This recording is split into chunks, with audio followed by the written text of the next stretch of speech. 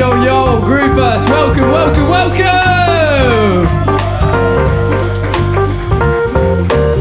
How are we doing, people? We doing all right?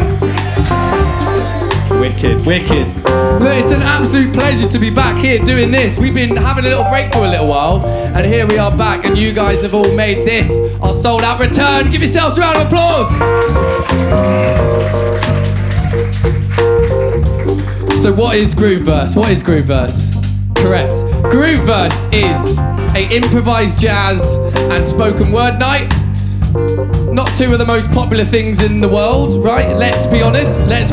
But we here at Grooveverse believe that these are two art forms that deserve a little love, all right? And maybe by combining these two things, we can create something special in the moment of musical mayhem and lyrical wizardry. So that is what Grooveverse is all about. I just stood on your toe, Darryl. Sorry about that. So what do those two things mean?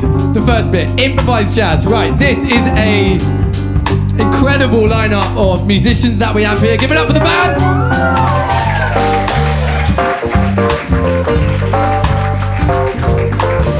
So this is a band, but it's not really a band. These are 4 musicians that we brought together just for this specific night. Some of them are greeting one another at soundcheck, for example. And the whole point is that they're going to be coming up with stuff on the spot to complement and elevate the performances of the spoken word artists that we've got. So for example, I could order a little drum solo. And he did not rehearse that at all. I could order a little slap on that bass. And he didn't rehearse that. I could order a little tinkle on those ivories, plastic and otherwise.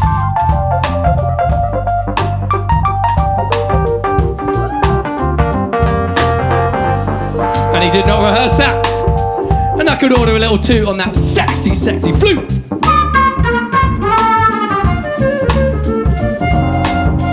And he's been practicing that all day. So he's the one person that has rehearsed, all right? So watch out when he does a little solo. So that's the improvised jazz bit. Now we've got a spoken word as well, right? We're combining the two. So we've got an amazing lineup of spoken word poets that are gonna knock your bloody socks off. So you'll be leaving here barefoot. Some people's idea of heaven, not mine, I promise. Right, so we've got 4 guest poets and we've got 2 headliners, right? The guest poets are gonna be in the first half. They're gonna be fighting for your vote, so you need to listen carefully and let us know which one you think is your favorite. So we've got 4 guest poets. Let's just list these beautiful people off right now. We've got Liz Letchford, sorry. We've got Kofi Antona. We've got Tia Sakura. And we've got Tom Manning. Right, that's going to be our first half, people. They're doing 10 minutes each, and they're fighting for your vote, all right? So listen carefully. Then in the second half, we've got 2 headline performances from people that are going to just... such a pleasure to have them come and do this. So the first of all of which is Aisha Therese. And we're going to end off the night with the gorgeous and the wonderful Georgie Jones. So that is this night. The QR codes on the table, the ones which say Grooveverse, that's what you will be voting through there in a little bit. But on there as well is a link to follow every single artist you see up on this stage tonight. Support the artists, follow the musicians. They've all got their own projects of their own. It's incredibly hard being an artist in today's world, particularly in London. So show them some love, do your bit, and give them a follow. Please do that. Okay, so... Have I blabbered on enough? Yeah? Okay, fine. So, this is a spoken word night. Spoken word nights are 2-way streets, all right? You, the audience, are just as much a part of this performance as the poets up here on this stage. And the way that you be a part of this night is you show our beautiful poets some validation. So there's a few different ways that you could do that throughout the piece. So, give me some clicky click clicks. Warm them up, people. Okay, stretch your fingers if you need to stretch your fingers. Get clicking. That's beautiful. You don't just have to click, of course. You can come up with anything else. You could do a collective hum, like a Yep, so ready? 3, 2, 1. Oh, The beautiful sound of agreement. One more time, 3, 2, 1. Oh, it's lovely. You don't have to do clicks. You don't have to do ums. You can do whatever you want to do. You can come up with your own noise. You can just make any random noise at any point to show validation, to show that you love these poets. Think of what that noise might be. Think of what your noise might be. 3, 2, 1. My timing was a bit off, so that's fine. You're allowed to do a 4. Okay, come on. I'm gonna get with you here, right? Think of that again. 3, 2, 1. That's wonderful. A lot of woos, a lot of trowers in the room, all right? There can be creative people. And you gotta do it at full volume this time, okay? Yeah? 3, 2, 1. That's what we want. Yes, and you can do it as well, my sir. You sure can. Right, so look, note to the poets, we're filming this whole thing. We've got a record number of 4 cameras beaming towards your face. So poets, if you stand in the middle, your vertical social media content will be fine. So that's just a little note for the poets. Are we ready for our first guest poet, people? Yeah? I said, are we ready for your first guest poet? Okay. So band, I'm loving this vibe. We're about here, which is wonderful. That's where we want to be. I was nattering away.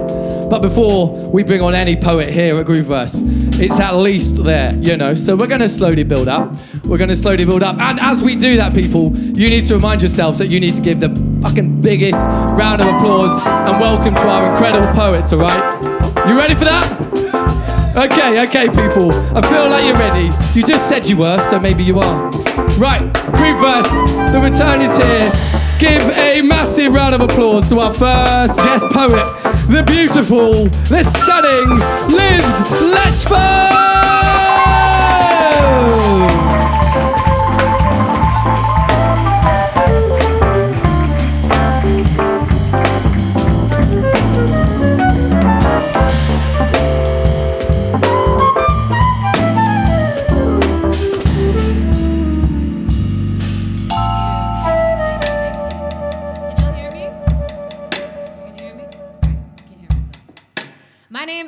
Dr. Liz Letchford, and some of the work that I do is actually moving from that which has power over us to freedom. And so we can get stuck in these cycles of addiction, and I've found somehow a creative way to get out of that binary thinking that all of us find ourselves stuck in.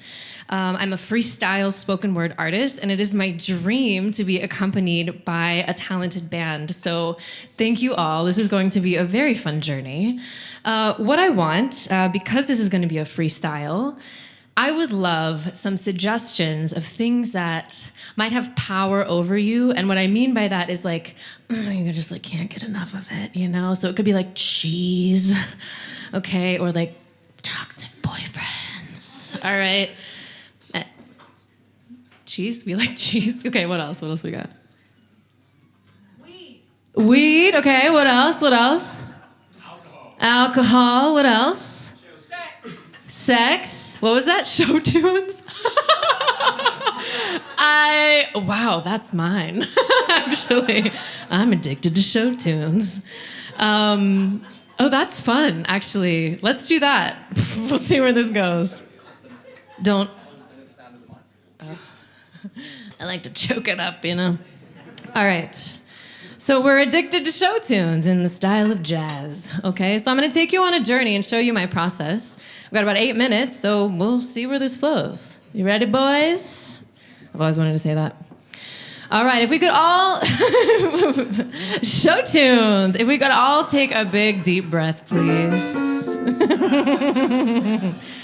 Oh, dream girl, you're on top of the world, in the spotlight, and you haven't rehearsed, isn't that right? No, every verse, it might come out of this light, shining right in the back of my brain. You know, those show tunes, they're quite insane. What is she thinking? We've got an arrangement that's drinking in slow. And so, boys, who's gonna give me a little more show? Make some noise for Tootie on the flute. Because when I get to hear something sweet and something cute, I drop to my knees and I say, oh, show tunes, please. Would you please dominate me? Dear show tunes, I love to take up space in this entire room. I love to make up my face and then maybe consume some weed. And if I had a book, then I might read about what it's like to dream about alcohol in the middle of the night. And I'm addicted to writing poetry. And I'm addicted to sex. I'm not. But you know what? Sometimes that's our hex. You call me a slut? Why? Because it protects you from having to feel what it's like to be a slut too. And so maybe in this light I might just expose some things. I'm not talking about my clothes, I'm talking about the rings we wear when we propose to those gods up there that have power over us. The color of our hair, the size of our bust. Why? You know, sometimes God ain't an old man in the sky. Sometimes that which has power over I is classy ladies winking with her eyes. Sometimes it's, oh my God, I need babies. And we put on a disguise like, who made us say that? Who's up there pulling the strings? Whose hat do I wear? And I pull these things from I don't know where. So the God above me, I guess, is the God of poetry. Cool, that's fine with me until I learn in school that maybe I'm addicted. But it's cool. And then I get evicted. 'Cause I'm addicted to failure. And so what if I flop? Would you all still stay here? What if I'm not good enough? I ain't afraid of that.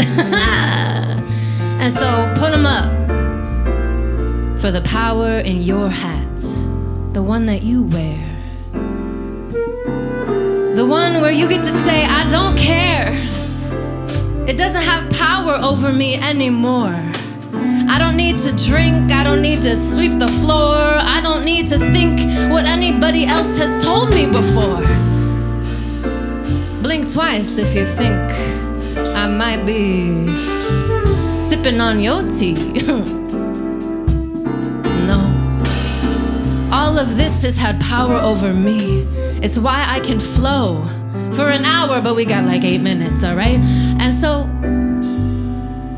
I just want you to feel, am I all right with who I am? And am I all right with what I choose for my next meal? Or my shoes? Or why do I battle over whether I should go on vacation with my parents that I don't even like a cruise? And it's apparent that there are things over us that we don't get to choose because, oh gosh, or God, or Allah, or alcohol, or oh my gosh, or oh shot color, or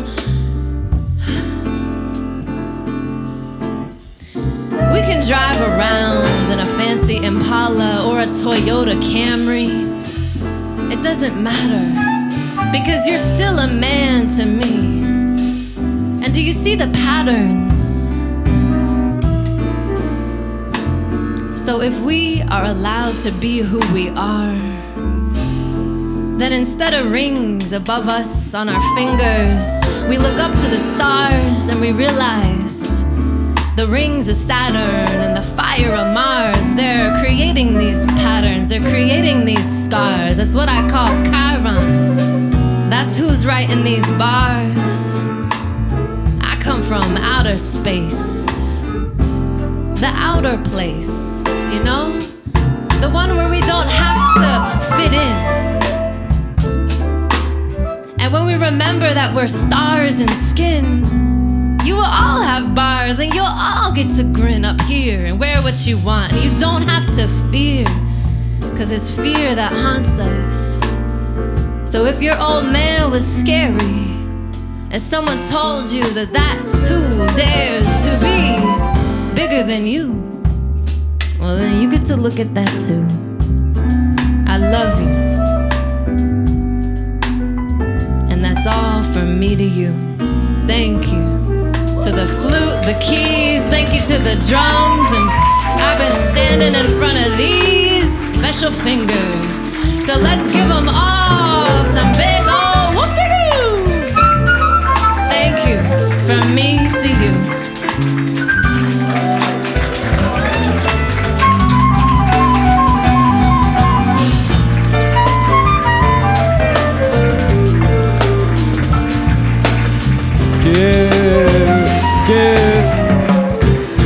Give it up for Liz Letchford!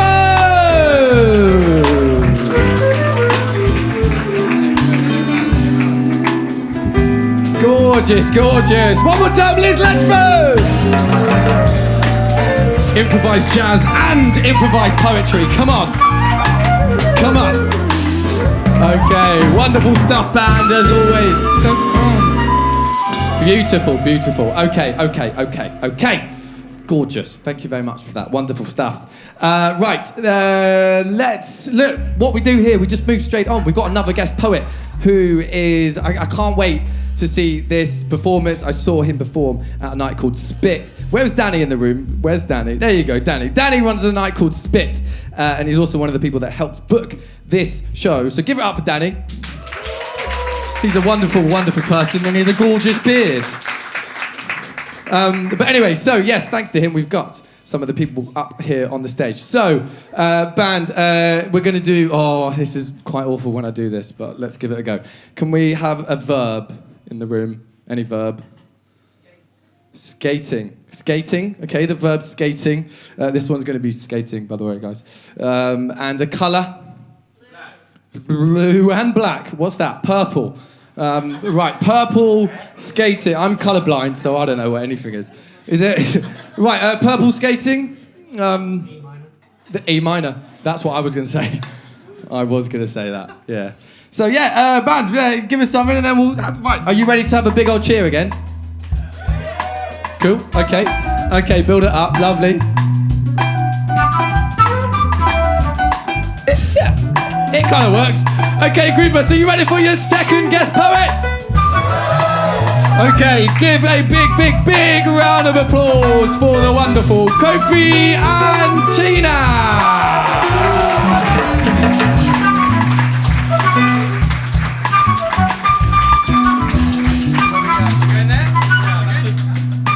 Yeah, that'll do. Thank you. Hi. Hi everyone, how we doing? We good? Yeah? That's it, alright, cool. You guys good? We good? Alright, I'll get straight into it. I got 2 poems for you. My first one, I wrote after going to my first ever protest. It was a BLM protest. It was like just after lockdown. It was during lockdown, actually. And there's something about kind of like standing. It's always a bit hard to know what your activism looks like and how to be a better person, But there's something about standing in a protest that is just, you feel it, and you're surrounded by people, you really feel it. But it was also the first time that I experienced how like consumerist and capitalist forces can like interact with a movement to kind of make it a trend, if that makes sense. And like how like social media and stuff like that interacts, and like sometimes for better or for worse, but it's noticeable. So that's my first poem. From you guys, I'm thinking like 70s revolutionary funk, but I don't know. I don't really, that's the best description I can think, if that makes sense. And this poem is called The Revolution Will Be Televised. That's right. That's right.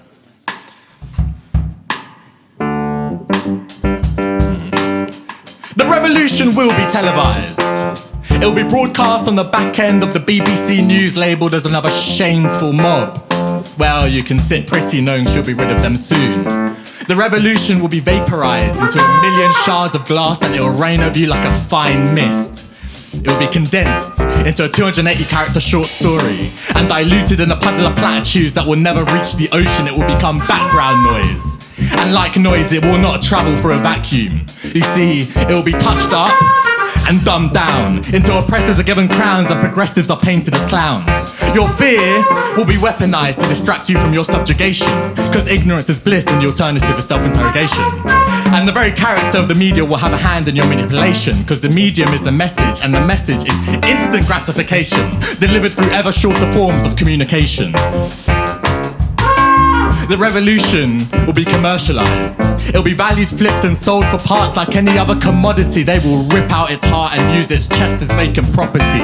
Those faceless leviathans who parade themselves as pious and will play the part of allies till there's nothing left but rioting. They will try to entice you with their siren song to cover up the sound of trillions being siphoned off.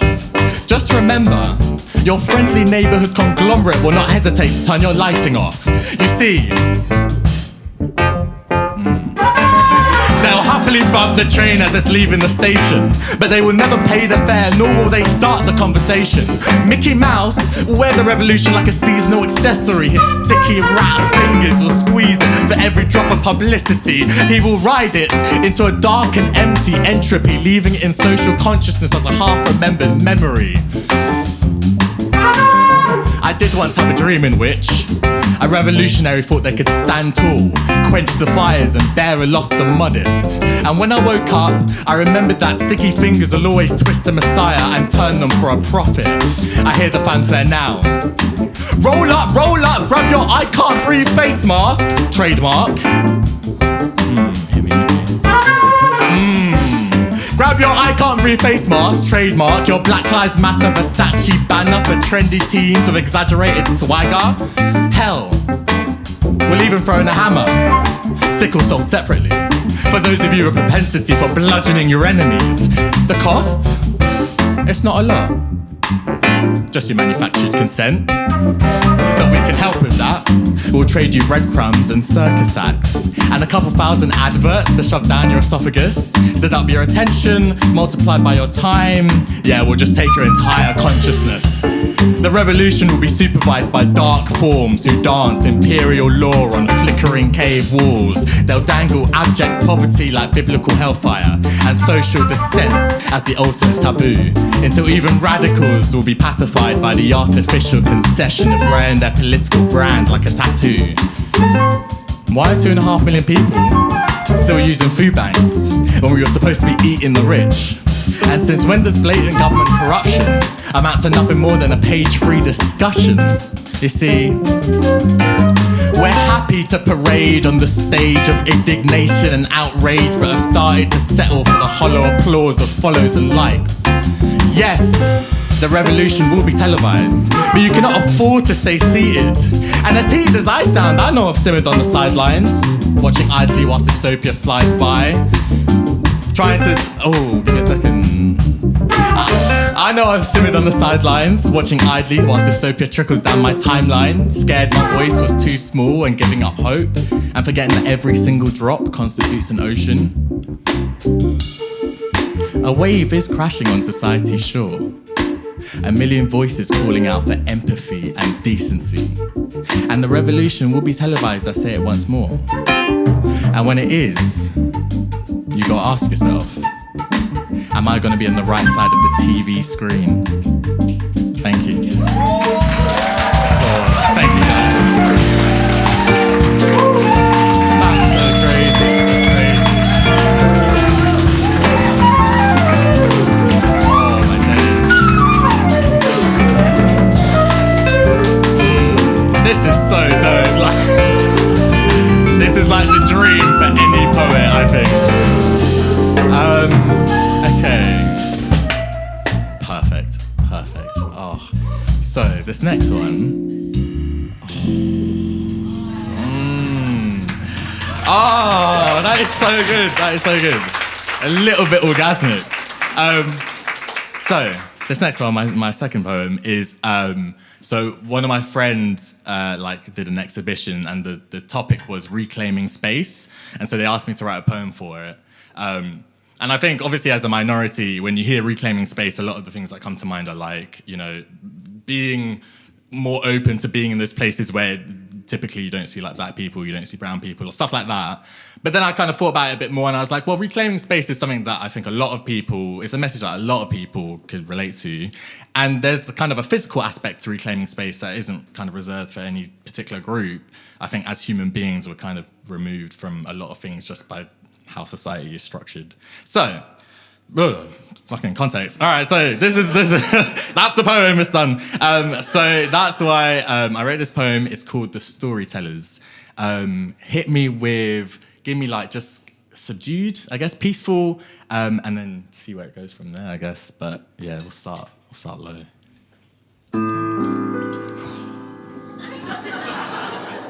Fuck yes. This is "The Storytellers." As humanity emerged... Oh, that's a different poem. Sorry.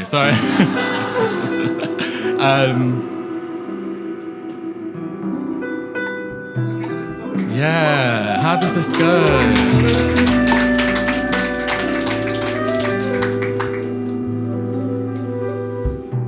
As we first emerged, our imaginations burst, threatening to burst.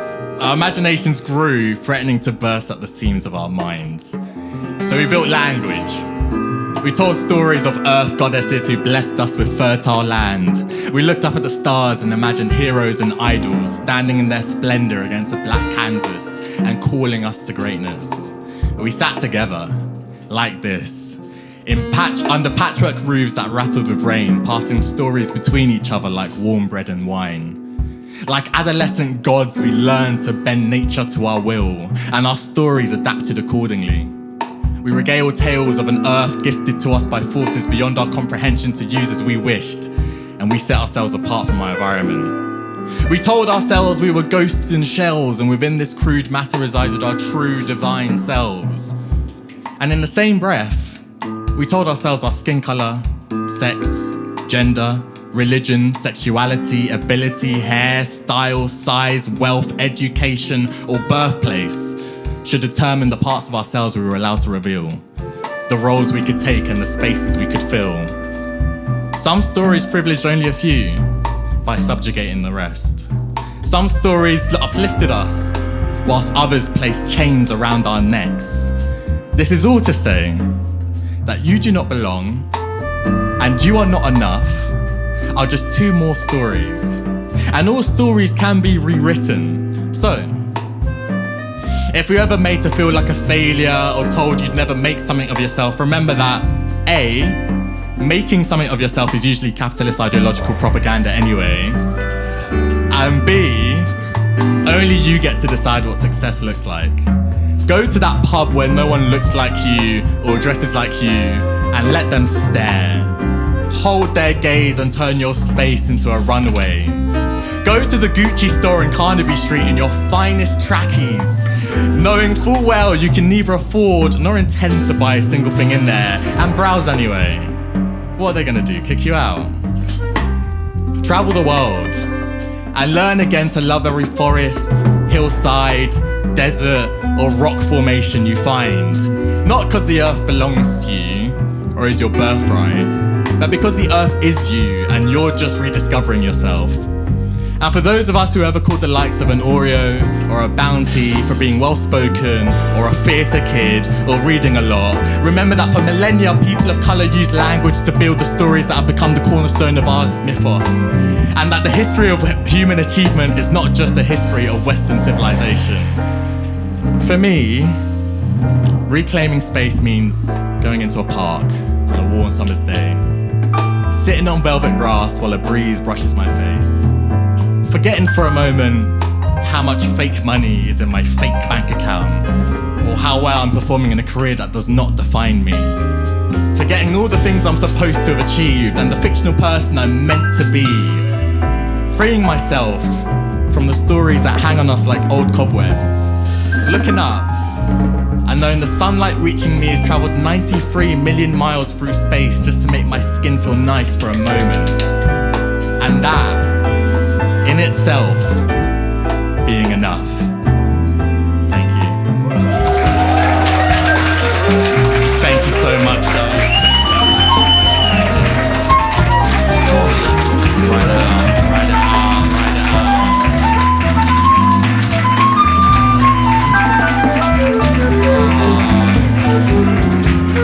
I don't want to get down. This is just, I can't end this. I can't end it yet. Okay, alright. I'm gonna have to leave at some point. Wow. Thank you so much, guys, and thank you, everyone. Yeah, that's it. Thank you. Kofi Achina is my name.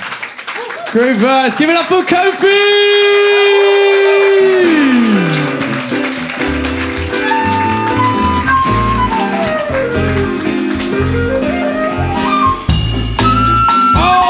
Time for Kofi! That gave me the chills, it gave me the Groovers chills. We love that, we love that. Yeah, what an absolute treat. Guys, we've got 2 more guest poets and we're going to have a quick little break. And then we've got plenty more where all of that came from. Oh, we're having a good time so far. Thank God. Okay. Let's bring it down slightly. Just gently. Okay, cool. So with each of the poets, because if I don't do this, I just shove them on stage with people they don't know. But I have a phone call with them just before the show, just to let them ask any questions, see what they think about this setup, because this is not a typical spoken word setup. And I phoned the next poet last night, and she was at a Lauryn Hill and Fugees gig, and I was like, all right. No need to show off your incredible taste. Who knew they were even playing here? So I was like so jealous. She was literally like in the crowd, like, what? There's a 4-piece band. Anyway, so I thought that was a vibe. And do you remember what we did? Yeah, see, look. This is the bit we have rehearsed. Okay, so we're gonna bring on this next wonderful guest poet. Right, okay, so yeah. Yes, hit it, maestro. We've got a surprise guest. Lauryn Hill will be joining us later. So look out for that. Cool. Okay, so Groovers, let's just warm up those clicks a little again. Let's go. Okay. Let's warm up those ums. Okay. Let's warm up those noises. Ah, it's wonderful stuff. Okay, look. Groovers, give a big round of applause and a welcome to the beautiful Tia Sakura!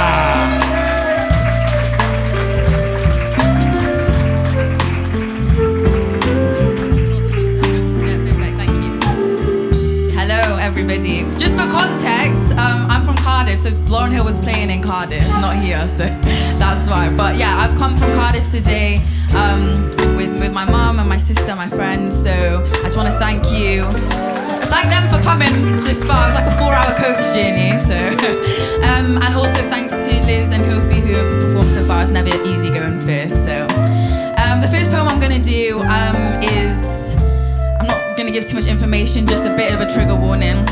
Touches on like sex and themes of like forced sex. And for my mum as well, a trigger warning, I'm going to swear. And I know she hasn't heard me swear before, so yeah. Okay, cool. So for the band, it's sort of like, I'm never good with this stuff, but it's like sort of like sexy, but it like builds and kind of takes like a dark turn. How's that for like brief? Cool, nice. Like a tad slower, if that's okay. Sorry.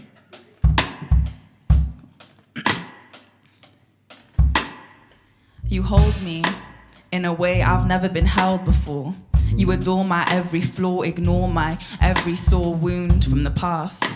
How our cause learnt so fast, the language of each other at last. Time has gifted our patience for all the conversations, efforts of translation. This temptation was worth waiting, contagious. Your eyes, How if you stare long enough, they turn to sand. Each grain made of stories only I understand. I've learnt the grooves of your hand. Found solace in the gaps between your fingers. For what's love without its sinners? My breath lingers for a second. Come closer for a second. I want to make love to your mind, allow our thoughts to find one another as they discover the rhythm of our grind. Slowly, I feel safe here. We disappear into each other's arms as our pigments blend into the shades of our hearts, a deep, untitled colour. I let your hands caress my neck as I outline your chest before filling in the sketch, and I've not met sweat so sweet. I've not yet felt complete, but I accept your attempt to fill me with a piece, to fill me with peace, and this feels so right. I've opened up for you tonight. Is this what love feels like? Is this what love feels like? Is this what love feels like? And now my body is marked with you, a plaque placed to commemorate your visit. So is sex supposed to feel like a lover's fate, or is it meant to change everything? Cause now I'm begging him for those normal moments, those non-hormonal moments. Our once conversations have turned to copulation, and the times we'd spent creating have been replaced for fornication. I get complacent in it. Every day the same situation, special intimate relations, now just expectations, with no patience and no waiting. With no patience and no waiting. Special intimate relations, now just expectations, with no patience and no waiting. I've forgotten the next part, but I'm gonna find it.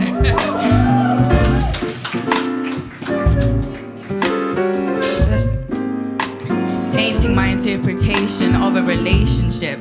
Since I gave in, you made a shift. I went from craving your touch to hating it. And when I'm taking it, your eyes look different. Slightly foggy and distant, like the animal instinct has kicked in and you no longer see me as human. We were both fluent in a language that has now been ruined, cause you don't even hear me anymore. The word no flutters to your deafened ears, and the word ho is muttered when I let you near. How does no mean yes to you and yes means slut to you? I trusted you, back then my soul was enough for you, but coming together split us in two. You ask if I like fucking you. What do I like when you're aggressive? Do I like this twisted fetish, role-playing possessive? Do I like being your little toy to mess with, I guess? I like feeling wanted. Even if it means I'm haunted by the ghost of our dead romance, or all the things I don't do right, or all the times I feel too tight, or too dry, or too quiet, too prude, too defiant. Just do it, stop trying. I'm trying. And now it's the 5th time. This time I wish I didn't say it's fine. I sip wine to convince my mind that at least a part of me wants this. But I've never felt more empty than when you're inside of me. Why do I shut down till I am nothing more than a body? Why are you okay with me being nothing more than a body? Somebody come save me. I miss the joking and yapping. Now it's just choking and slapping, gassing to your homies, you're clapping, so they're applauding, you're tapping.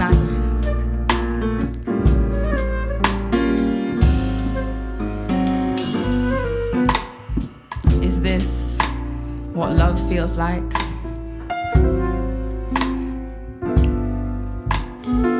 Is this what love feels like? Now it's been a few months since I decided to leave, and at first it was your love that I started to grieve. I didn't believe that I would ever feel pretty unless I was down on my knees. I tried to reconvene closeness with another, but got close to tears whenever we got under covers. And then came the phases of going to those places where one night stands cost nothing but my dignity erases. And in most cases, I said that I was embracing my power. But how empowering can it be if I felt like shit the next hour? How do you affect me so much that I can't handle touch unless it's rough, and place my self-worth on how loud or how hard I became some sort of character, then I shot the facade. This part is about rebirth, reinvention, fixing broken screws that mess with my perception. Skin sheds, but to skin we will always feel connection. So I learned to love the skin that was bruised with deception. I learned to love the skin that was used with ill intention. I learned to love the skin for me, not for the next one who wants to steal a section and plant his seeds. Now I'm on energy conception from which beauty breeds, and I don't need to believe and I don't need to believe and submit to your pleas. And that intimacy exists beyond the birds and the bees. It's in anything and everything if you make it so. So the way to go is to take it slow and take control of your own tempo.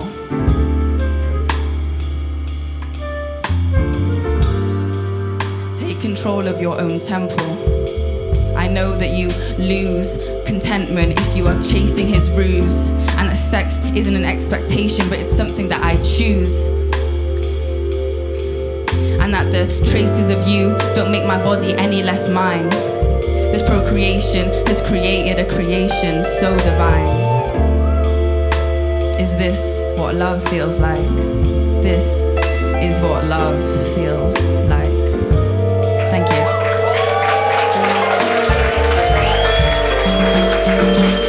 Thank you.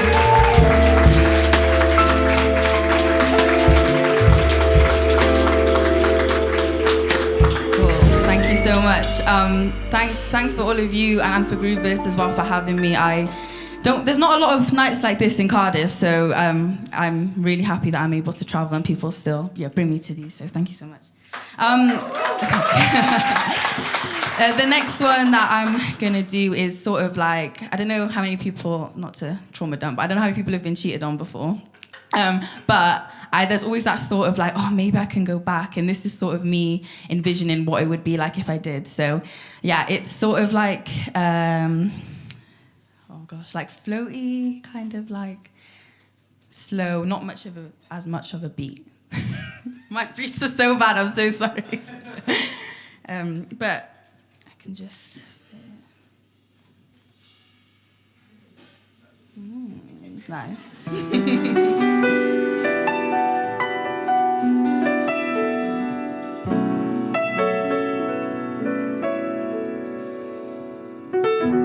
I find it hard to believe all the things you say nowadays. Like, I knew this would be tough, but I thought there were ways to get over this bump in the road and just forget. I thought I had my emotions under control, but I still suspect you got a side piece or something. Look, I know we said we were turning over a new leaf, but nothing you're saying is making any sense.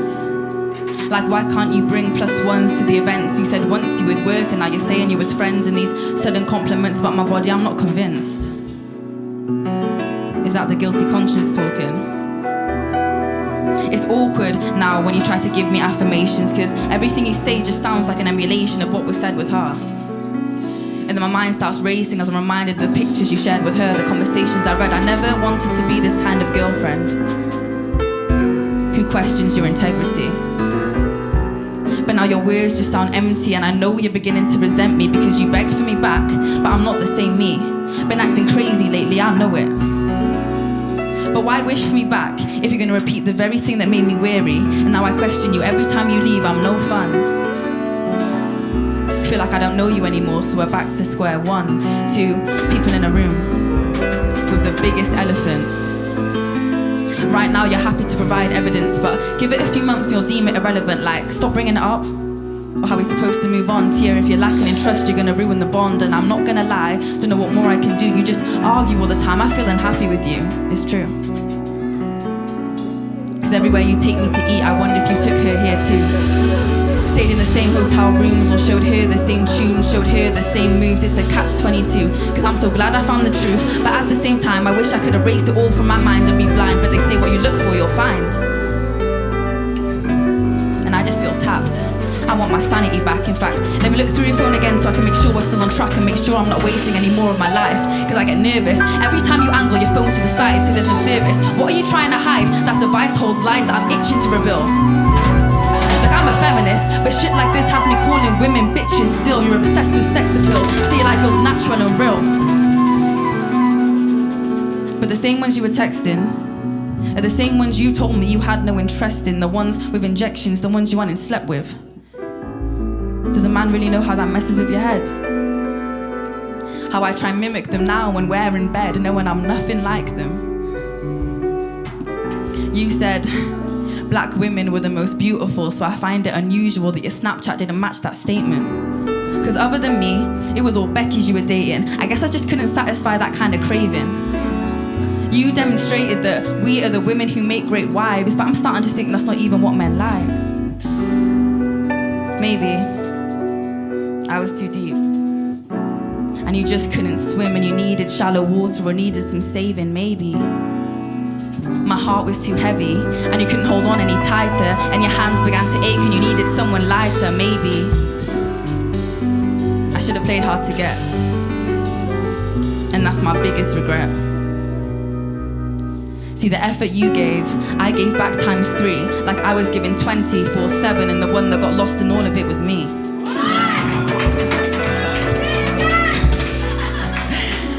So let me do us both a favor. Can't win a game if you're the only player, and I ain't never letting that one get lost again. So you can take this win, and I'ma just take my pen.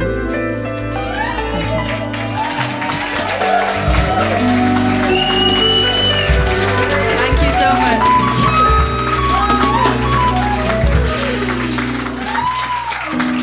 Thank you to the band. Give to make some noise for the band. Thank you all for listening to me, and shameless plug. Sorry, I've got a track coming out on the and an EP on the 1st of November, I believe, with the Poets Palace EP. So I just please listen if you can. It was my first spoken word night I ever performed at, and it's gonna be cool. So thank you all again so much. Groovers, put your hands together for the wonderful Tia Zakura!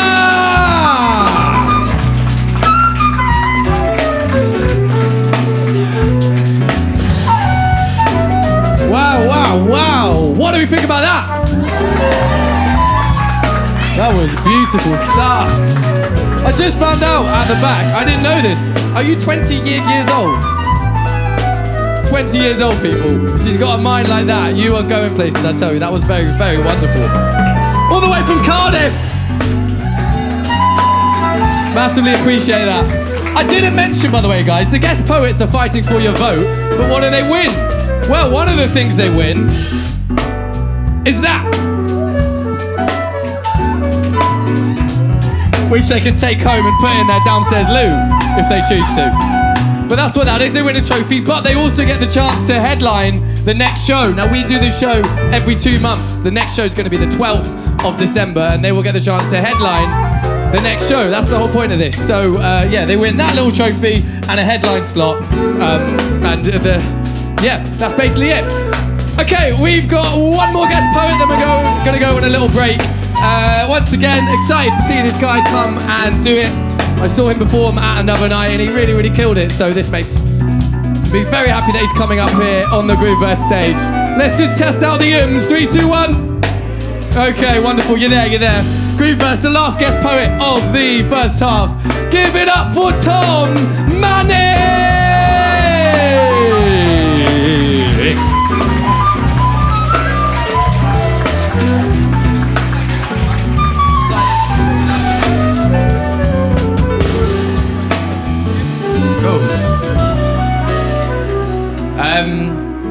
First thing to say is I'm just glad I didn't go after Kofi for this mic adjustment situation. My name's Tom Manning. Pretty gassed to be here. About a year ago, I started to get properly into performing spoken word, and I sort of started following different pages on Instagram, and I was like, this is an event that I'd love to do. So gassed to be here, and I heard it's been a year since the last one. So I've got a question for you guys actually. Is anyone in the audience in a relationship right now? Yeah. Is anyone in a relationship that's on the rocks? Yes. Love that honesty. Well, I'm coming for you with this one. This one's about my ex, and it's about a relationship that I was in for way too long that, quite frankly, I didn't want to be in. Got no idea what to suggest to you guys for this, but We'll see how it goes. It's called Broken Teenage Dream. Our trauma seeps into our relationship as we argue over the same old shit. I say I love you as a defense now. It just acts as my deflector. I've used it many times to try and calm our stormy weather. 8 years down the line now, love, it's not getting any better. As you pull your hand away from mine, my stomach sinks empty inside. And you slowly turn your back, asking me to pull the blinds. So I know it's one of those nights where we'll sleep on separate sides. But we'll wake up in the morning to pretend that it's all fine. I'll suppress all my true feelings just so we can get on by. But the past we've had together, the past is yours and mine. Maybe if I was stronger, I could say what's on my mind. Like, I'm not sure I still love you. Don't you think we've had our time? On and off now forever. It never seems to last. You always make me smile. We just never really laugh. And I don't think I'm that brave to see the tears at 10 a.m. And if I tried to leave you now, would you start seeing other men? Still, I'll return back to my mates to say what a nice weekend we've had. But if I listen to my gut, always leave you feeling flat. It's a shame and it's a pity. This love's at its tail end. Maybe I'll soften the blow and ask you if we'll still be friends. We sowed the seeds of love back when we were in our teens. We said we'd always be this way. Between us, things would never change. We made a lifelong promise when we were just 16. So I'd hate to be a requiem and go and crush that dream. Still, I'd rather get out with my mates, go round the fucking bend, than try to talk this through until we reach a bitter end. I never seem to text you at the time once I get in. It's always gone 6 a.m. and my head in a fucking bin. Oh, I'll await to nothing, just shades of regret. Think you through a sorry text you'll probably never get. Give in to the guilt, call you up before midday. I'll say I'm really sorry, I don't intend to be this way. You say that I don't love you, call me a selfish twat. In my own head I'm a cunt, so I think I got away with that. And what about the prospect of us moving in together? Cause maybe it would help things and it might just make them better when you bring up our last chat, which got blown up in your face. Cause I thought that moving in would mean I'd lose half of my mates. So my reaction's symptomatic. Why I need to be alone. How can I show real love without time on my own? And despite all of this mess, which I only let you down, I'll always hold you close, a queen worthy of her crown. Thank you.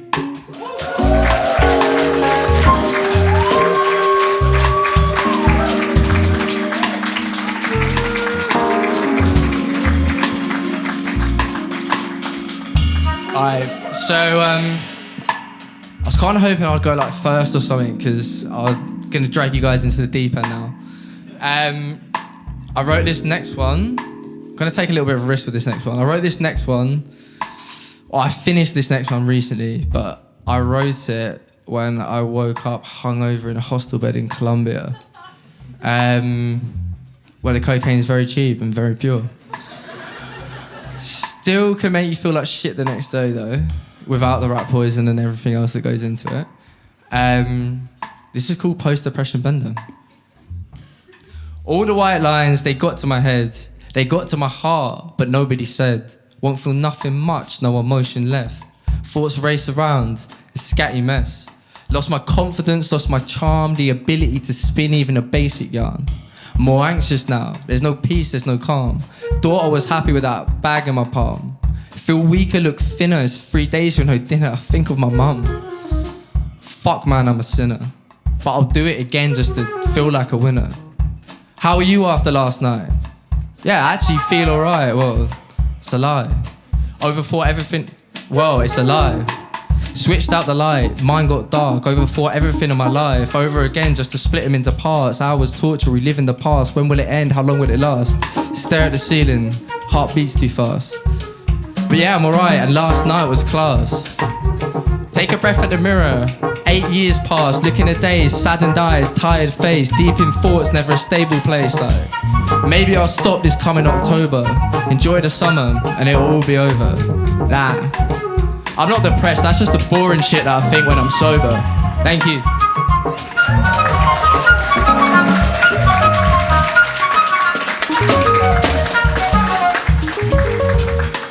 Got one last one for you guys. In the same genre maybe. This one's close to my heart. When I was growing up, and still now to be honest, My dad's always suffered with addiction, and it took me a long time to write this one. I wrote this from the perspective of my dad waking up in the morning, and it's called Addiction.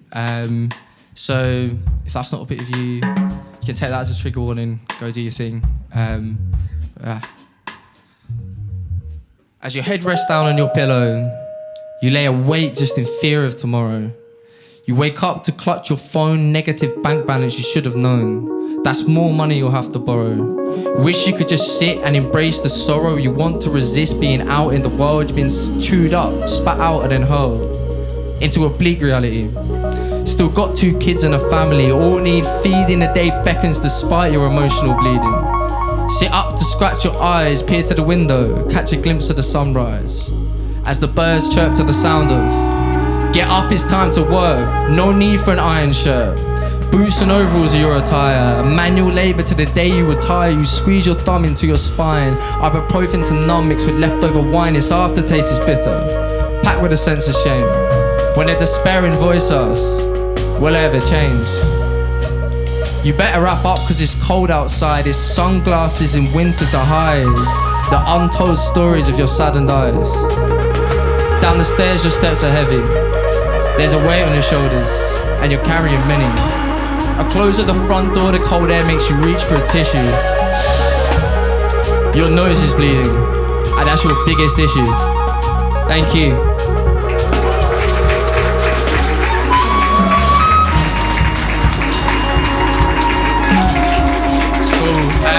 Thank you guys, thank you band. I've been Tom Manning, thank you all for coming out, I appreciate it. Love. Groovers, give it up for Tom Manning!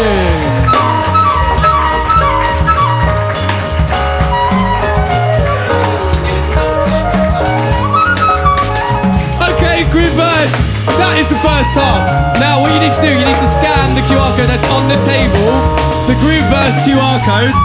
We're about to go for about a 10-minute break, but in that break, people, you can fill out and vote for who you would like to see come and headline this next Grooveverse. So scan the code on the table. Now there's a button at the top which says click here to vote. The links below are how you can follow all of the artists up here on the stage.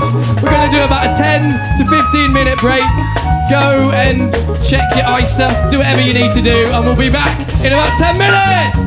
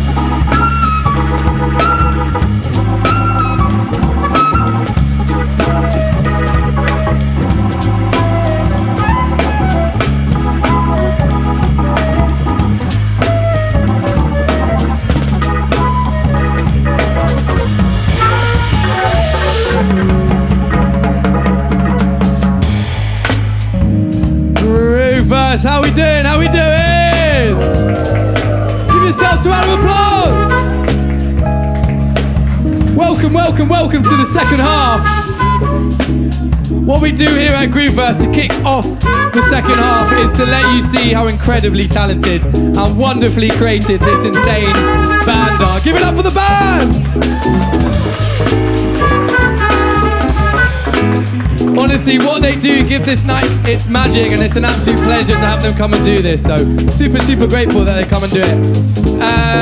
We want to see them solo, right? We want to see them flex their creative muscles. Okay.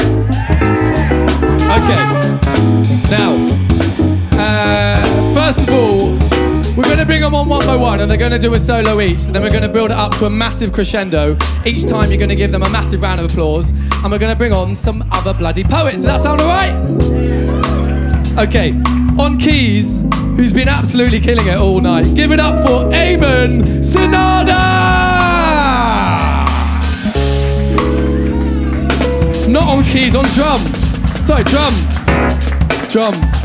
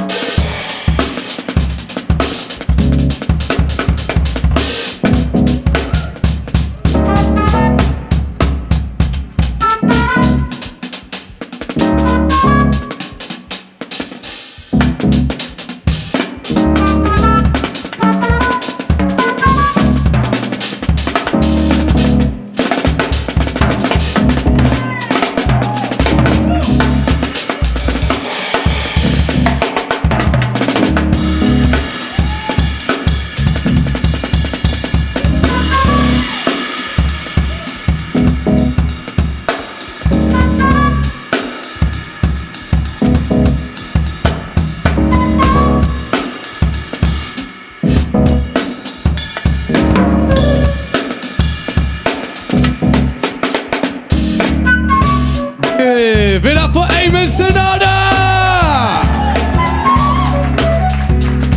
And on bass, give it up for Darryl Dodoo!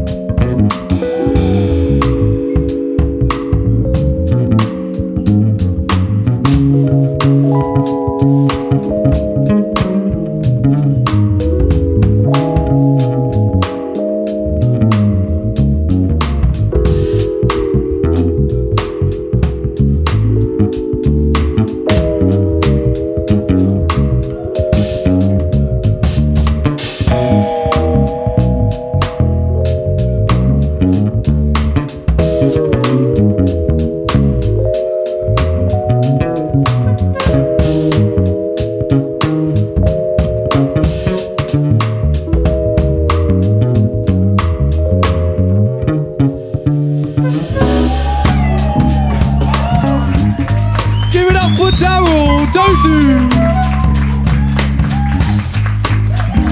And now, on keys, the incredible Alex Hill.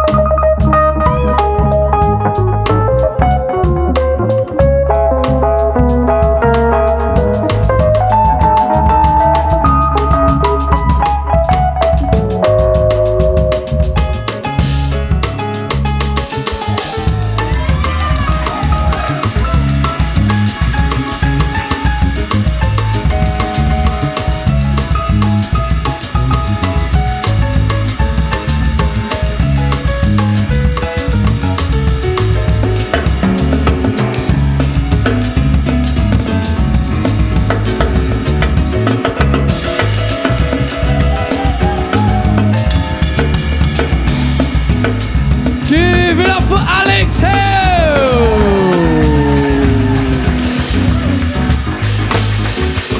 And finally, on that sexy, sexy flute, give it up for the wonderfully talented Harry Trevillion!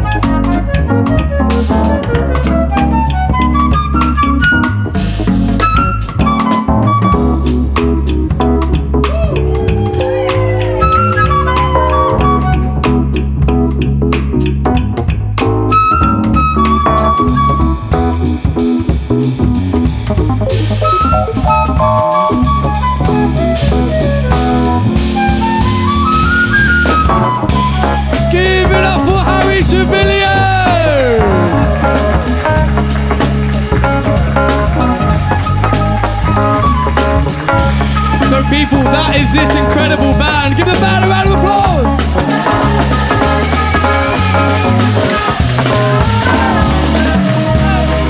Are you ready for your first headliner? This wonderful, wonderful, wonderful poet came and did the first ever groove verse we ever did back in July 2021. She was a guest poet and she bloody won it. And so she was our second headliner. So look, it's an absolute privilege to have her back here at Grooverse. Sorry about that. That was a little bit of spit. Sorry, darling. Good job I know her, isn't it?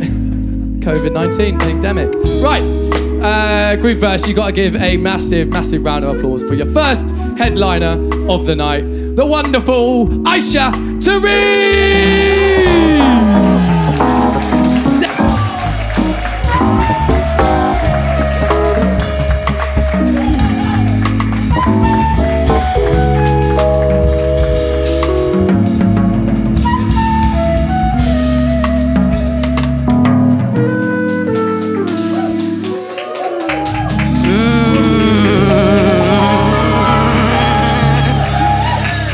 Yummy, delicious. Hi, everyone. I am so happy to be back here. Grooverse is literally one of my favorite poetry events in the world. So shout out to Henry. Round of applause for Henry. Fantastic. So my name is Aisha Tariq. I'm a spoken word artist. I am 24 years old. I work in social media. My favorite color is purple. I'm an Aquarius. I think that's all you need to know moving forward. Oh, actually, and I have mummy issues. So make some noise if you've got mummy issues too. Fantastic. Big up all the mums out there. This first poem has got a bit of singing in it, and I don't know what key it's in. So I'm just going to sing it a little bit for you, and then we can figure it out. So it goes like this.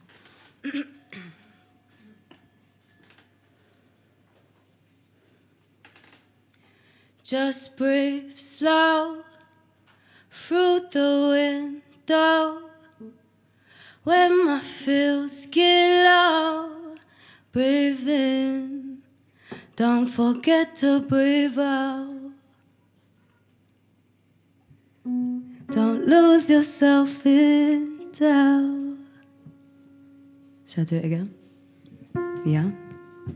Just breathe slow through the window.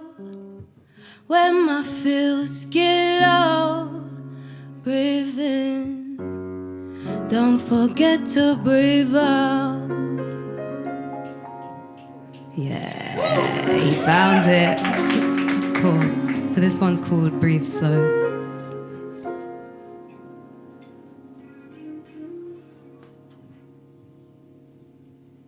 Poor child, no older than 9, told her feelings are to be thrown away. Sat with her toy as she plays, awaiting for a wise voice to breathe life into death. She awaits until she is restless, questions why she's alone, question why mum's never home, never quite enough to fulfill that resentment and tension build in between birthdays and Christmas meals, a void left unfilled, an unlikeliness to talk as she's seen it many times. To question a parent is to commit a crime. She is no longer a child, but is still expected to act as such, to keep lips shut in the face of wrong, use her voice as a distraction, never face what really hurts until it consumes us, until it becomes who we are, leaving nothing but scars as a memory, far from what it's meant to be, where your pain is an accessory. I see gold chains around necks like a noose, earrings holding everything but truth. This generation's at war with teachings passed down from before, a still bottled door to the pain that should have taught us, never passed down to our daughters and sons. That's why we chase external loves. How can you receive from someone who's also in need? Breathe in.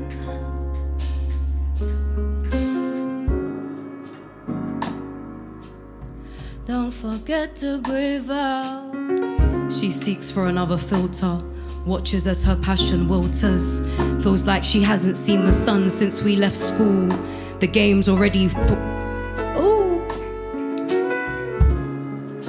Let me start again. Thank you. Don't forget to breathe out.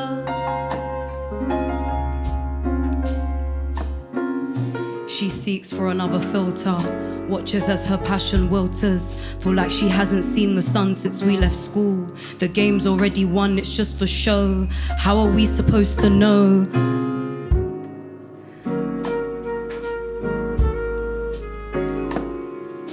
This is a new poem, so I don't know it off the top of my head. So let me just vibe out for the rest of it. You'll feel the vibe.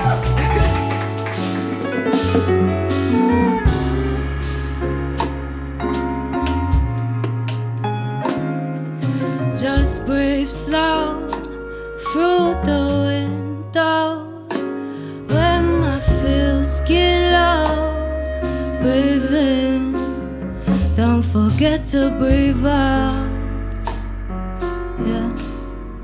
Don't lose yourself in doubt.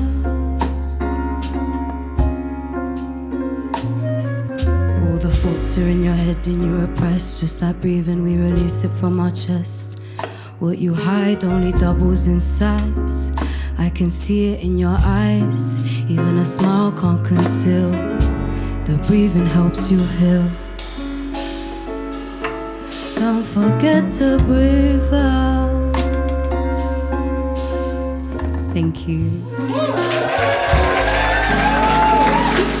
That one was a little bit shaky. I'm sorry. I apologize.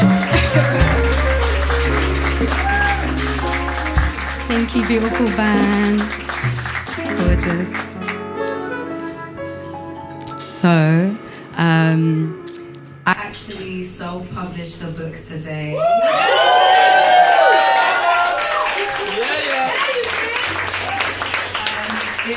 basically a writing prompt book. So it's got like writing prompts to inspire poetry.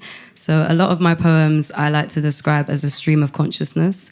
So I usually just get prompted by a sentence, a sound, and then the rest of it just flows from the ether. So I thought what I would do is just read some things that I've written in response to these prompts. And yeah, each of them are on kind of like a different theme. So I'll just say the word and you lot just vibe out from there, okay? So let's go with, I do have them, they're cornered somewhere, there we go. Cool, so this one, the prompt is an apology you'd like to receive. And I will take whatever you lot are willing to serve up for me. Cool, yeah, should I start or you start? Yeah, I'll start? Okay, cool. One thing I try not to do is regret. I'd much rather accept. Of course, unless when thinking of one particular ex, the bloke was almost shorter than me, and I'm only 5'1". He was filled with rage, had one push-up face and a flat, ugly bum. He tried to talk me out of chasing my dreams. Would you believe it?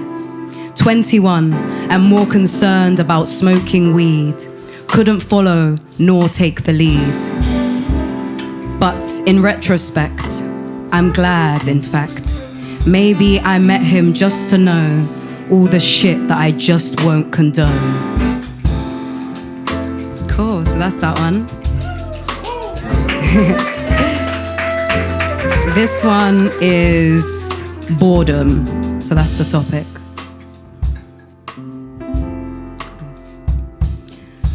I find that I am bored a lot. I rack it up to the brain rot. I just find it hard to be entertained. Not in a seeing my friends kind of way, more like when I'm at home. The all-seeing screen calls me and I am sucked in, but unsatisfied. Unsatiated, in an almost sedated trance, I glance away for a moment, distracted by a neighbor's yawn. I find I am bored often. Often when this phone is on, and in hands, the all-seeing screen demands attention, affection, asphyxiation, a constant and obsessive communication. I may be bored, but I am never alone. That's that one.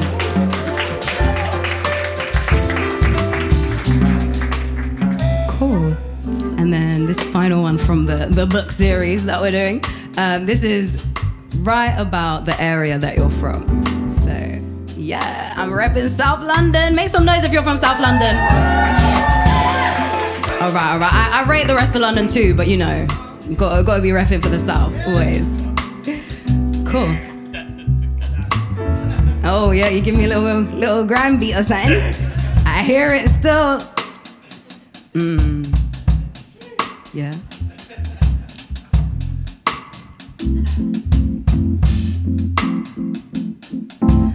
I'm from fat chips and school ties. I'm from a pothole in the ground.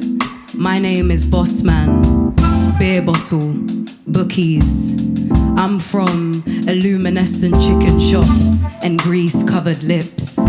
I'm from stained Air Forces. I'm from orange-colored cans. I'm from pigeons and pigeons and pigeons. I'm from foxes. I'm from brown palms and deflated footballs. I'm from the rooftop of C Block that faces the park. I'm from riding lime bugs after dark. I'm from single mothers and older brothers, troubled lovers and deadbeat dads. I'm from underfunded, overcrowded hospital beds. I'm from vacant libraries where books are never read. I'm from South London, Lewisham. These are my ends. And that's it. Thank you.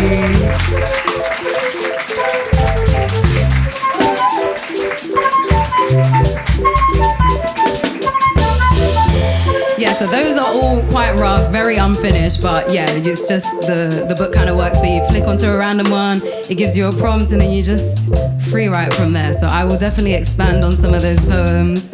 But yeah, that was just a little something for you guys. I have one more poem for you all.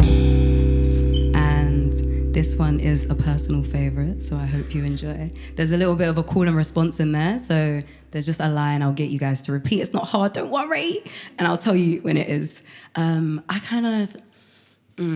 I'm gonna say this word, yeah, but don't take it too literally. But like psychedelic jazz. Do you get me?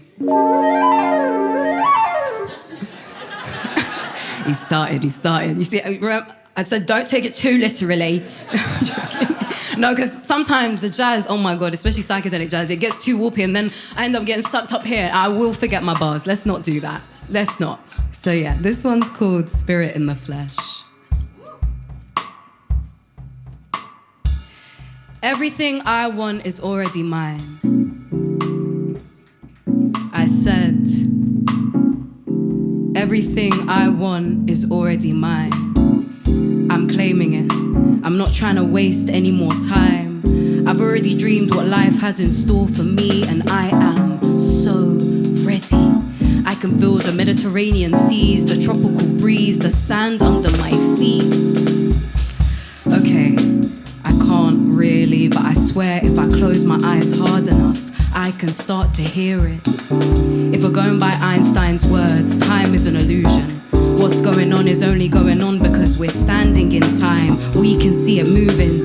I know it sounds confusing, but basically all that will exist already exists. And this energy I'm trying to manifest. So if you ask me if I'm single, I'll say, nah, my man's not too far. He's just gone to get the car, and yeah, I got my dream car. It's just waiting for me back at the store. This year, I'm all about knowing, not believing. I don't need to know the ins and outs. All I know is what my mind allows.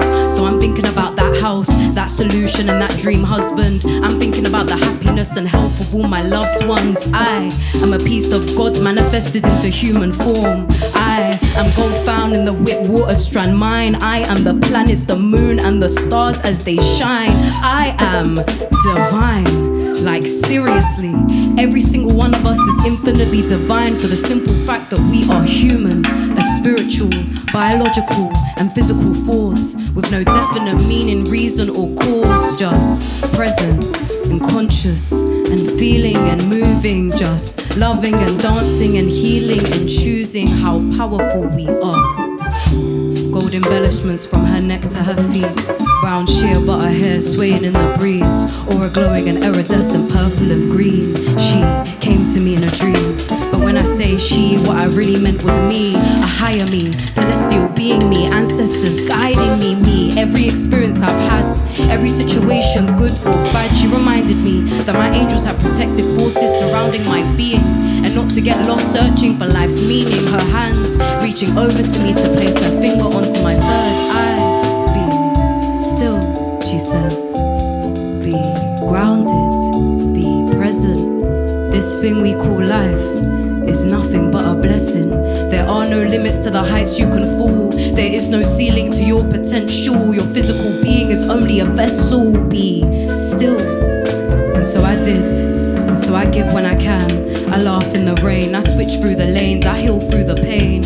More money, more problems, it's been said for a reason. So before I check my bank account, I'm thankful that I'm breathing. I'm thankful that the tides are still forever in my favor. Cause if they weren't, I wouldn't have been blessed enough to wake up, to open my eyes, to see another sunrise, to feel the temperature dip as the day turns to night. The grass will always be greener on the other side if yours isn't watered right. And I'm making damn sure I'm watering mine. Now, can everyone repeat this line for me, yeah? Everything I want is already mine. Okay, but it sounds like you want a funeral. Do you want a funeral? No, okay. If you're really committed this time, take a minute, close your eyes just for a second. Envision what you mean by that life. What does it smell like? Where the clouds, are there clouds in the skies? It's blue skies, there birds. Is your feet in the grass? Are you naked? Details. Okay. Repeat after me.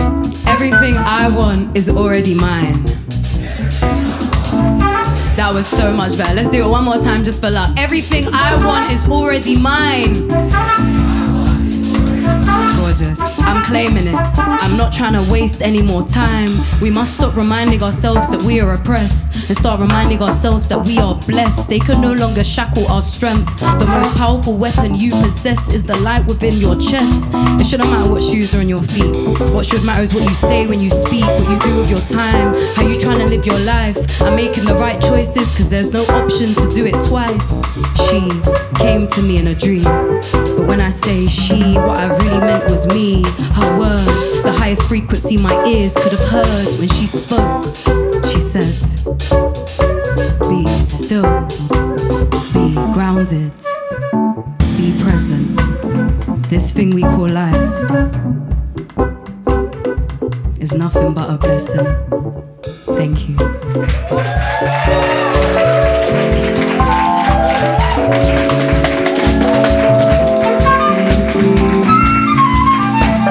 Do I have time for one more? No. Yes? No. No. Okay. Thank you so much for having me, guys. I've loved jamming with you all, and yeah, have a good night. Thank you so much. Guys, give it up for the incredible Aisha Tariq!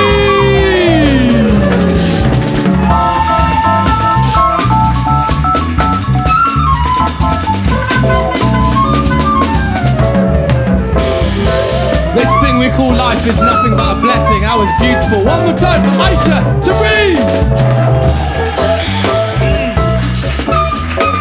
Oh, she just gives you those soulful, dulcet tones, and it's absolutely beautiful to witness. Guys, look, the results are in from the vote, but we've got one more headliner. I can't wait to see this set.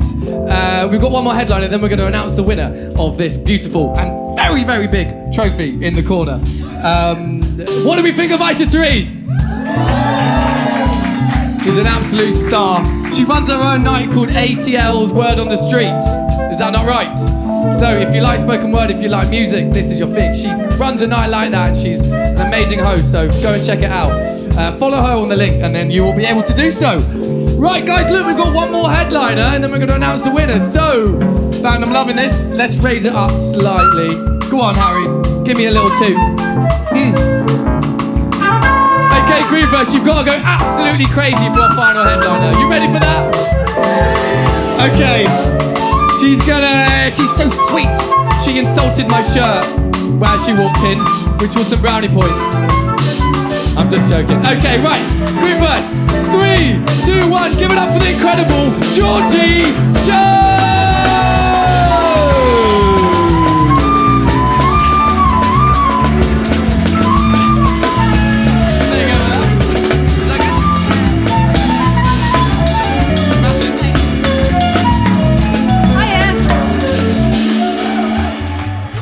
Thank you so much for having me. Last night when Henry rang us to kind of explain how it works with the band and everything, and Tia was at Laurel Hill, I was in home base shopping for Raw plugs. So that's where we're at, okay? Yeah, okie dokie, sharp left turn, but it'll be fine. True story. I put up a mirror today, big day for me personally. Anyway. Doesn't matter. So thank you guys. I'd love to start with a poem about love. Is anybody in love in the room? Okay, me too. It's nice, hey? It's really nice. I don't talk about it a lot in my poetry stuff, but I thought, why not? Yeah, I'm completely in love with the Latin American rapper Pitbull. Yeah.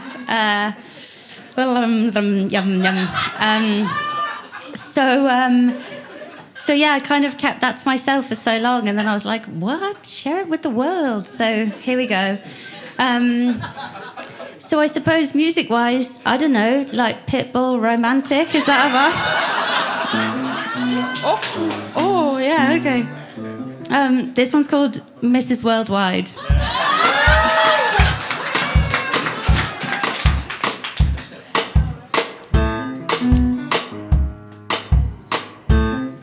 Excuse me, I might drink a little more than I should tonight. But it's the only way I might muster something like courage. So douse me in Dutch. Make me brave enough to say everything I could barely catch my breath for sober. Consider this me living in the moment, because for all we know, we might not get tomorrow. So tonight, I'd like to write you into endless poems. Devote 100 lines each to your smile, your machismo, your eyes. And then 100 lines more once you pop those little shades off and I can see what they actually look like. Take me stateside. We can stand in the center of Times Square, tipsy with giddiness as we drink in the lights. And like everything else I love, I can take a picture of you with a Kodak, if that would make you happy, which I imagine it probably would. We can follow the footsteps you've left all over the world. Give them some company.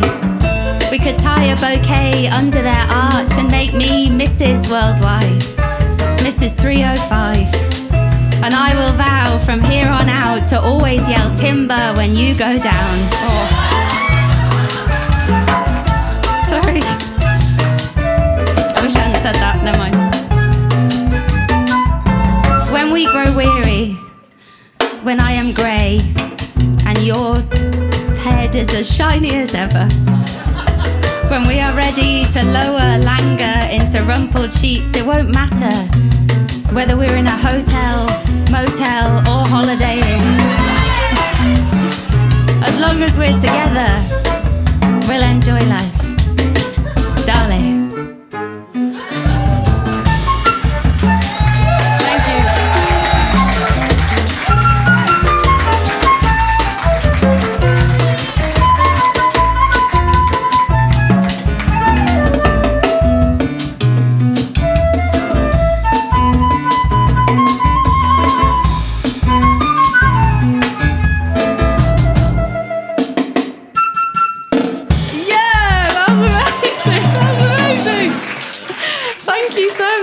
That was such a joy. I guess, like, let's go find Pitbull, I suppose. Yeah. I did that at a gig once, actually, and I was sat with my boyfriend, so, like, devastating for him, unfortunately. And apparently he told me afterwards there was a man a couple of tables in front of him who just turned to his companion and went, "Too weird." Sorry. I wasn't going to do this one, but I've sat at the back and I thought, yeah, it might be fun. So you'll have to forgive me. I'm reading it off my phone, which is just really, like, devastating on a personal level. But I haven't done this in so long, and I'm working on a new show at the moment, which is happening next Thursday, and it's definitely fine because I've had it written for ages and I know all the words, and it's not an issue at all that that's happening so soon. And I've spent the day putting mirrors on the wall. Why aren't you learning your lines? I don't know. So, yeah, I've been kind of thinking about the old show, like, is there any bits in that I can quickly shove into the new show? And there aren't. But I remembered this, and then I thought, oh, maybe this will be quite fun with this wonderful band. So it's kind of a poem of two halves, which is to say, the first half's pretty rhythmic, and when I used to do the old show, I used to do it to an instrumental version of Will Smith's Getting Jiggy With It. And then it kind of breaks out into a different thing. So is that okay? Is that enough? Yeah? It doesn't. Please don't do that song. Do whatever you want, but, like, that's kind of the tempo, I guess. That's the yeah. Amazing. That's delightful. Okay, here we go. So this one is about. It's a bit sad, actually. Like, why is Will Smith involved? I don't know, but it's sort of about, like, being bullied. That show was kind of a coming of age story, and so if you've been bullied, like me too, and it gets better. I don't know. Okay. The only thing that matters to me right now, only thing I want to be right now is cool. Like short tie, rolled up skirt, that's cool. Didn't do my homework, that's so cool. Wearing Wearing loads of makeup, even though we're not supposed to in school, that's cool. Extreme side parting, that's so cool. Getting wasted at a party, that's so cool. When it gets to break time, we head into the playground. Smoke while we're at school, that's cool. I wear my rucksack really low down, that's so cool. Graffiti stuff around town, that's so cool. Lyrics on my Converse, behaviour is the third worst of everyone at school, that's cool. Getting fingered by the bike sheds, that's so cool. Pretending that I like it, that's so cool. Wearing flared jeans with embroidered seams on non-uniform day, that's not cool.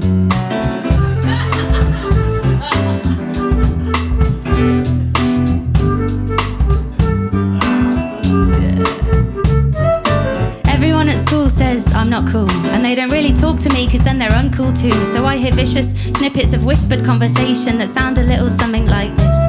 I saw her talking to a teacher, that's not cool. Hand-me-down PE kit, that's not cool. She's never had a boyfriend, she stays in at the weekend. Her mum walks her to school, that is so uncool. And just like that, I'm transported back to small town school where people embellish the truth.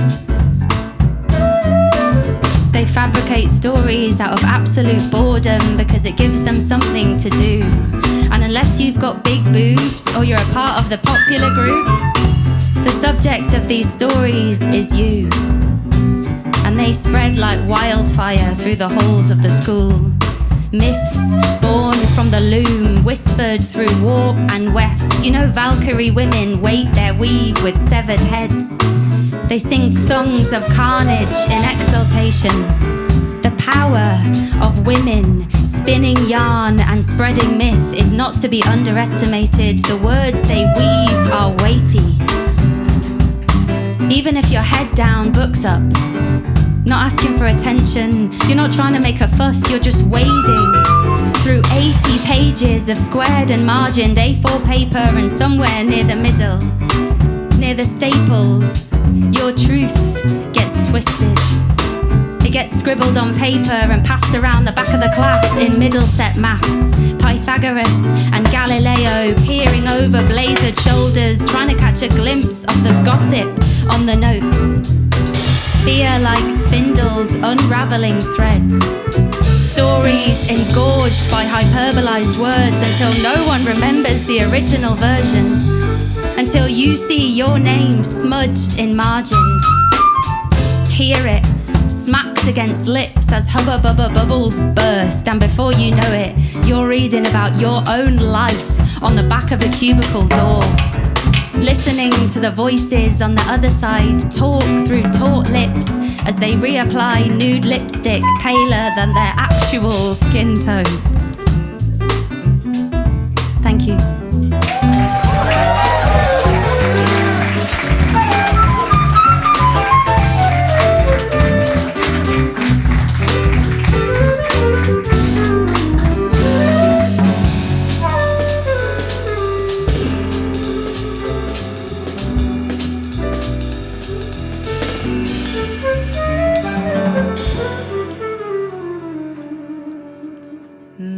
Thank you so much.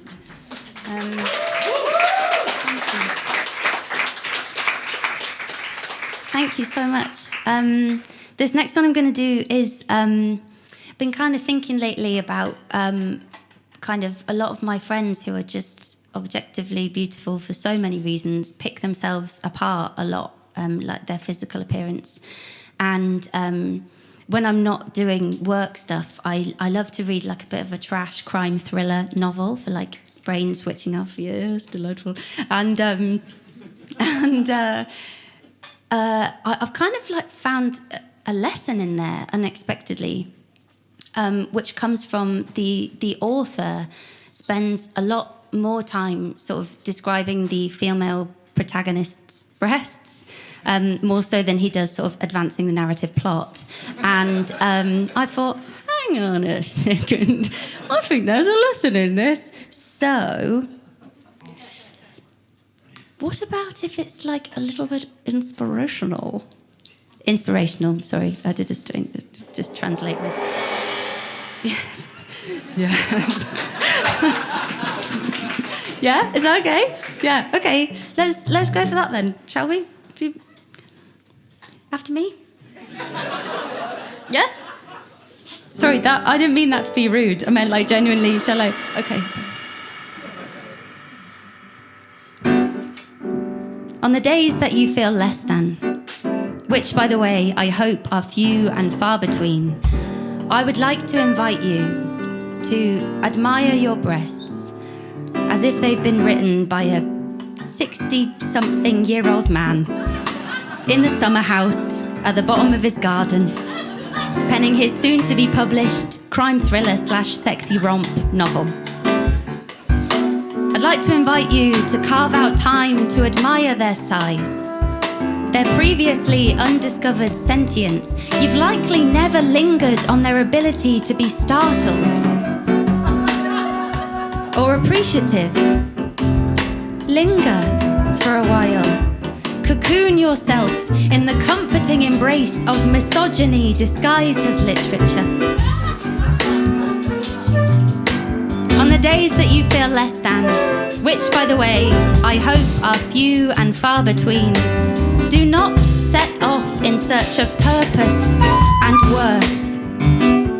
Your value lies solely in the heft of your bosom, you know that. The way it heaves with convenience, sways with even the faintest shake of a head.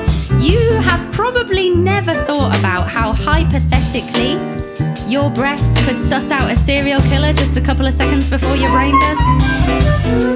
Or what about the way they roll in perfect sync with your eyes?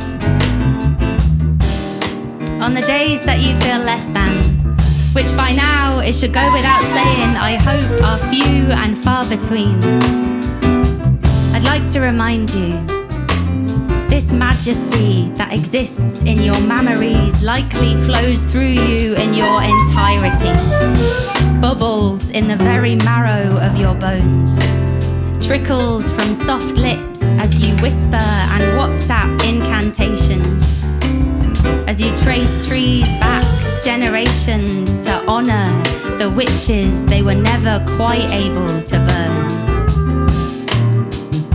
Thank you.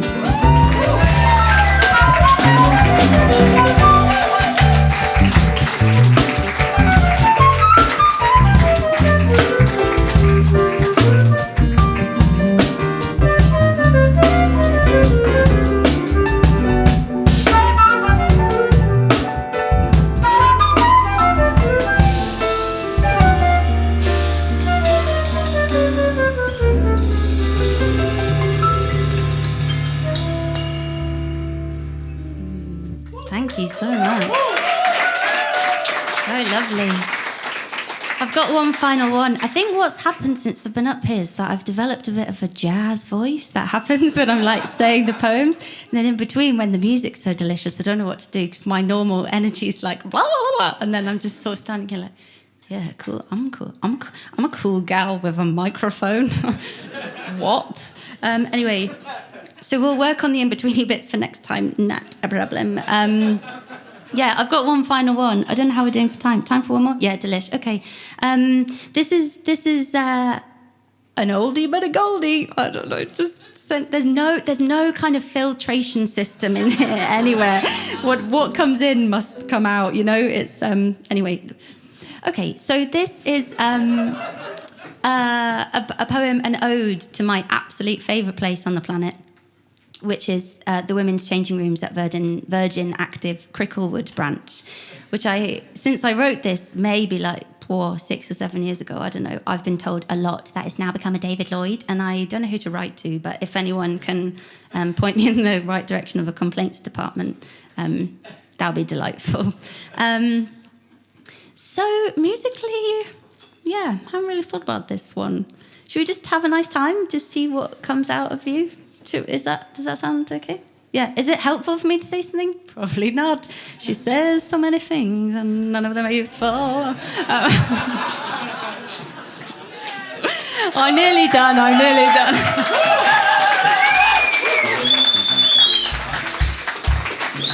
Okey-dokey. Too weird. Okay.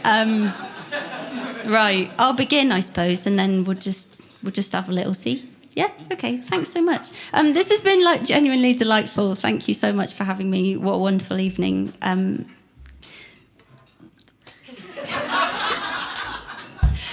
Oh, okay. Yeah, great. Yeah, shut her up.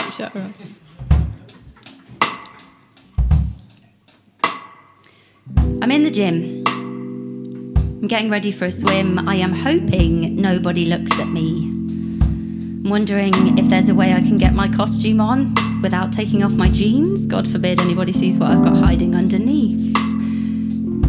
I am mid-maneuver, and it's gone a bit wrong. My full coverage costume has turned into a thong. Down below, I've got 2 legs in the same hole, and up here, my old bracelet has snagged my new chunky knit, and then before I can snatch it, my costume starts to slip, so I fall forwards. Elastic pings, knickers and bras fall to the floor with my jeans, and before I know it, I am totally exposed, almost completely naked, and awkwardly sprawled on the floor of the women's changing rooms at Virgin Active Cricklewood branch, and nobody notices. Nobody gives a shit. Nobody sees my naked body and is immediately sick. They're too busy towel drying freshly showered skin. They're distracted by nail varnish that's worn too thin, yanking tights over not quite dry thighs. I mean, there's one woman in the corner with her leg up on a chair, just full on hair drying her pubes. And I can't remember the last time I saw women like this. Post-workout women, out of breath, hair glued down to sweating heads. Post-gym, post-swim women, rolling bikini bottoms over cellulite and wobbling thighs. I can't remember the last time I saw women like this. Real women. And I don't mean like Dove campaign, real women. I mean like actual real women. Women with stretch marks from ankle to thigh, with curved bellies and tired eyes. Women with leg hair and armpit hair. There are thousands of pubes and lopsided boobs, and there are lean thighs that don't touch and then thighs that do. There are 6-packs and sculpted backs, slender arms and rolls of fat. There is acne and back knee and wobbly bums and birthmarks and scars and post-school run mums wrangling hordes of goggle-eyed children towards the pool. And of course, I am shocked. Not because of anything these women have or haven't got, but because I can't believe I have never seen this before. I have never seen this much normal. Instead, I've been fed these like bright-eyed, white-toothed women who pose, scantily clad, parenthetical fingers frame slender fingers on slender waist, insurmountably symmetrical. They are photoshopped and filtered within an inch of their lives, so much so you couldn't pick the original woman out of a lineup. I want to bottle this. I want to give a bottle to every woman I know and tell her to have a little bit if she's feeling crap, or failing that, get herself down to Virgin Active Cricklewood brunch. That's where the real women are. Fierce and enchanting, wriggling out of sports bras while sweat ferries mascara into their dark circles. This feels like a real moment. One I will inevitably forget the next time I see a gorgeous stranger in a bikini and I think, I want to look like that. But while we're here and while we've got it, I feel like celebrating. Thank you so much.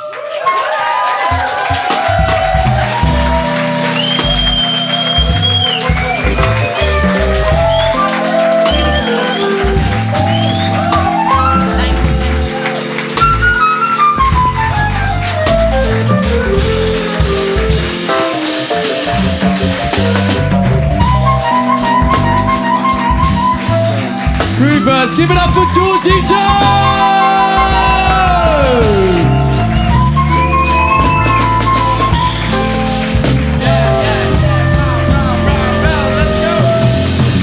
One more time for Georgie Jones! I'll just say a little detail. When you mentioned you wanted Virgin, we did red lighting. Did anyone clock that? We made sure it was red lighting for Virgin active. Thank you very much. We do details here at Grooveverse. So guys, look, that is the show. Have you enjoyed yourselves? Awesome, look.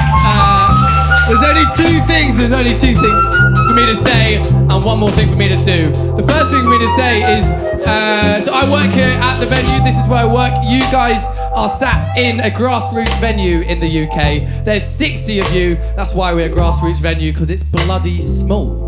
But basically, we put on loads of different events here. It's super, super tough running a grassroots venue, and every single one of you buying a ticket, honestly, helps us support these artists up here on stage. So thank you very much for doing that. And give yourselves a round of applause. Wonderful stuff. And then the second thing for me to say is, again, you guys are supporting the art form of spoken word. Spoken word is an art form that I think deserves a much bigger light on it than it currently gets. I believe one of the ways that it gets that light is combining it with music. That's why we started this night. And you guys are proving that that might be a good idea. So please tell your friends about this night. Keep on coming back. And support spoken word artists that are doing it with music, because that's how we're going to get it into the mainstream. So thank you very much for coming to Grooveverse.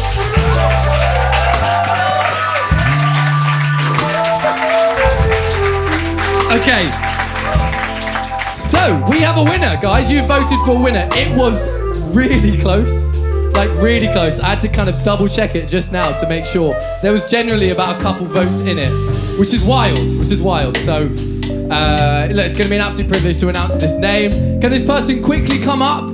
They can say a couple words, give the audience a thank you, and then we'll have ourselves a jolly old night and we'll head on home. So this person will be headlining on the 12th of December, right here in this room, here at Grooveverse, with a slightly different band. We always change up the band. So please come to that and see this person headline the next one. Are you ready for the winner? Yes. Right. This is going to be like the X Factor, where they like pause for ages and we build suspension and everyone's all like, what's he gonna say? So bam, that's your brief. You know, as like naff as that is. X Factor. Yeah. Kind of. Yeah, X Factor Flute. Okay. Or countdown. No, go, we'll have it. Let's have it. Okay, we're doing countdown. Come on.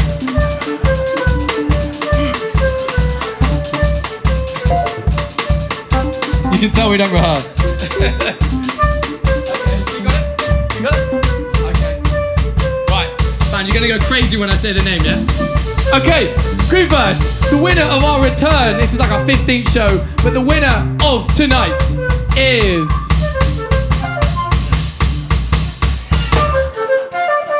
She's gonna be buying a bus ticket. It's Tia Zakura!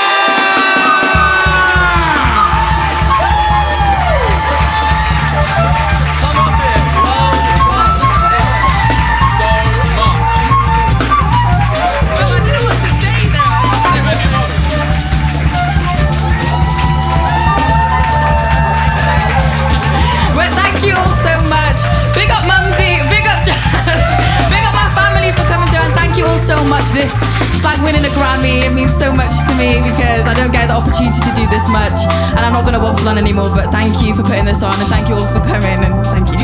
Thank you. Grooveverse, give it up for your winner, Tia Zakura!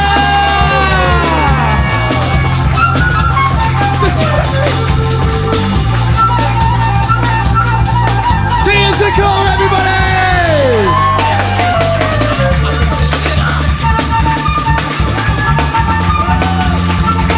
Well deserved. I did forget the trophy.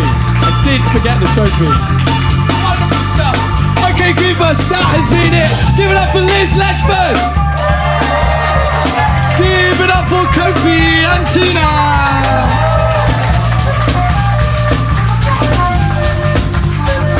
Give it up for the gorgeous Tia Zakura. Give it up for Tom Manning. Give it up for Aisha Therese. Give it up for Georgie Jones. Give it up for Ayman Sinada. Give it up for Darryl Dodoo. Give it up for Alex Hill.